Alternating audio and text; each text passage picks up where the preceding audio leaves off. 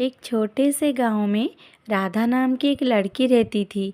वह थोड़ी मोटी थी और यही उसकी सबसे बड़ी कमजोरी मान ली गई थी।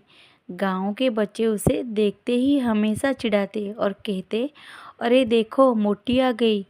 बड़े लोग भी ताने मारते, इतना खाती होगी तभी तो ऐसी हो गई। राधा सब सुनती और चुप रह जाती, क्योंकि उसे जवाब देना नहीं आता था और शायद कोई सुनने वाला भी नहीं था। राधा के माता पिता इस दुनिया में नहीं थे, लेकिन वह बिल्कुल अकेली भी नहीं थी। उसके साथ उसकी बूढ़ी दादी थी, कमज़ोर, बीमार और चलने फिरने में असमर्थ। दादी ही उसका पूरा संसार थी और राधा दादी का सहारा। सुबह होते ही राधा काम पर निकल जाती, कभी खेतों में मजदूरी, कभी लोगों के घर काम करती, ताकि दादी के लिए दवा और खाना ला सके। जब वह शाम को घर लौटती, दादी दरवाजे पर बैठी उसका इंतज़ार करती मिलती और कहती, आ गई मेरी बिटिया रानी। दादी की आवाज़ में इतनी ममता होती कि राधा का सारा दर्द कम हो जाता। एक दिन दादी ने धीरे से पूछा, बेटी, लोग तुम्हारा मजाक उड़ाते हैं, तुम्हें बुरा नहीं लगता?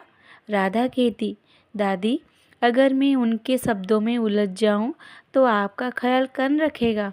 दादी की आंखों से आंसू बह निकले।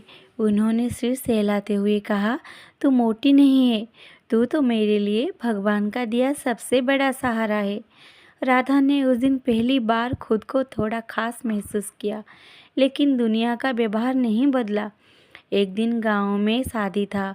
हर कोई सज धज कर जा रहा था। हंसी खुशी की माहौल था।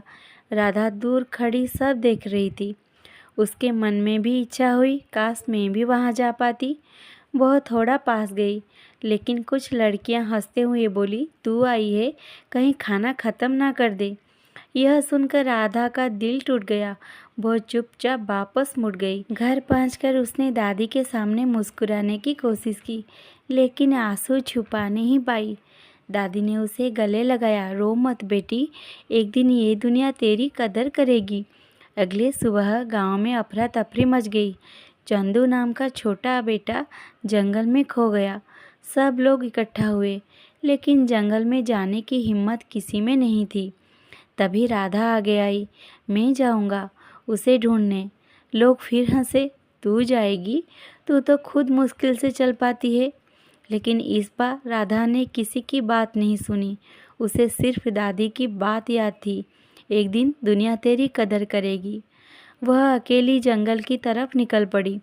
घंटों तक वह भटकती रही, कभी कांटों में फंसी, कभी पत्थरों से ठोकर खाई, लेकिन उसने हार नहीं मानी।